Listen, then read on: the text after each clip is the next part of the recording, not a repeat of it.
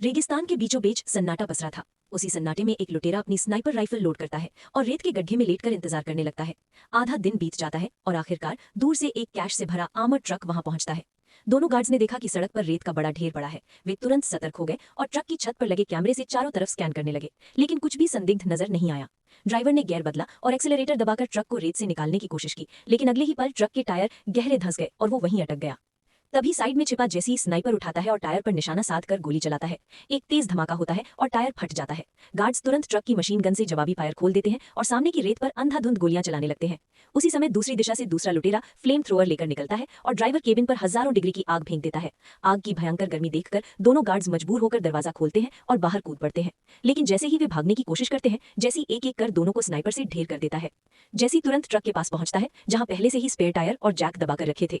वो झटपट ट्रक को उठाता है, नया टायर लगाता है और रेत के नीचे दबाई गई लोहे की प्लेटें टायरों के नीचे बिछा देता है। ट्रक प्लेटों पर चढ़ते ही आसानी से फिसलता हुआ बाहर निकल आता है। प्लेटों पर चलता हुआ ट्रक सीधे उस अंडरग्राउंड शेल्टर में पहुंचता है जिसे पहले ही खोदा गया था। जैसे ही ट्रक अंदर जाता है, ऊपर से स्टील प्लेटें लगाकर मुहाने को रेत से ढक दिया जाता है। कुछ देर बाद ऊपर से गुजरते हेलीकॉप्टर की हवा रेत की सतह को समतल कर देती है, जैसे वहां कुछ हुआ ही नहीं। थोड़ी देर बाद पुलिस की भारी भीड़ वहां पहुंचती है और चारों तरफ तलाश शुरू करती है, लेकिन 3 दिन की खोज के बाद भी उन्हें कुछ नहीं मिलता। उन्हें जरा भी अंदाजा नहीं था कि ट्रक तो उनके पैरों के नीचे रेत में ही छुपा हुआ है।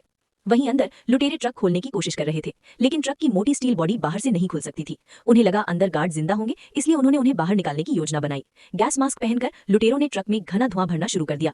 कुछ ही देर में गार्ड का दम घुटने लगा और उसने दरवाजा खोलकर बाहर आने की कोशिश की, लेकिन जैसे ही वो बाहर निकला, जैसी ने गोली मार दी। अंदर जांच करने पर पता चला कि दूसरा गार्ड पहले ही मारा जा चुका था।